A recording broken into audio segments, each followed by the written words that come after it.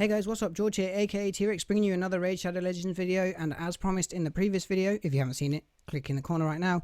We are going to be talking about how to equip a support champion, what to look for in their stats. Now, obviously, we're not going deep in depth. This is for early game, mid game players.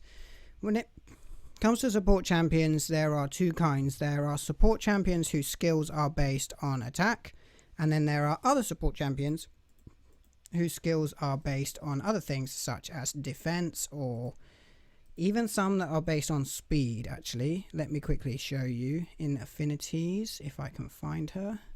She's pretty useless. There she is. There's two of them, the twinsies.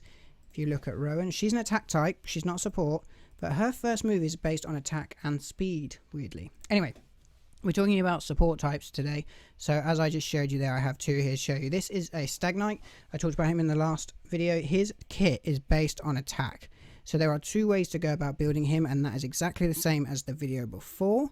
However, if you're going to build him for damage, you want to stick him in attack percentage chest, speed boots, and then for my Stag Knight, I wanted to get him up to 100% crit rate.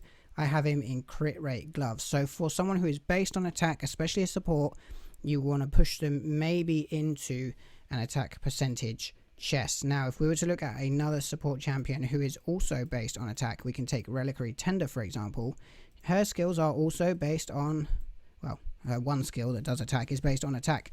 However, you want her to survive because she has this call to life, which revives a dead ally. If she is not alive, she cannot revive for you. So for her, I have her in a defense percentage chest. Now, if you look at her attack and defense, her defense is already higher than her attack. So that is why I've pushed into defense to make her survive even longer. I still have her in speed boots, but I have her in a defense pair of gloves as well. However, you'll see there from the crawl set to give her that bit of extra health there. I also have her in a lifesteal. That is just me testing some stuff out.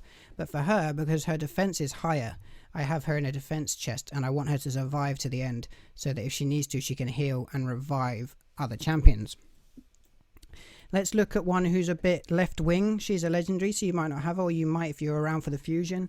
Molly Tankard, Raid themselves just did a video on her. She is a support who is based on defense, so it's very, very obvious there what you're going to put her in. You're going to want her in defense gloves, which I don't have in the Frost set, so currently she's in crit rate because I had good defense rolls. In a defense percentage chest, potentially defense percentage boots, but you might want her in speed boots. She has a very good base speed when she's maxed up to 60.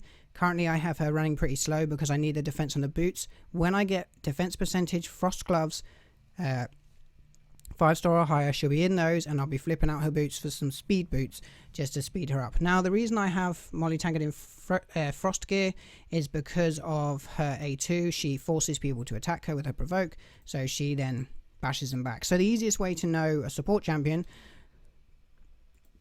is to check their skills. Look in. If they're based on defense, you want to load them up with defense. If they're based on attack, think about what you're going to be doing with them. Stag Knight for me is a debuffer, so he needs accuracy because he puts on these debuffs, but he is also a hard hitting champ for me, so I have him in attack percentage. And then someone like Reliquary Tender, I need her to survive, so I have her in defense percentage chest. So that's the few ways you can do a support champion when you kit them out.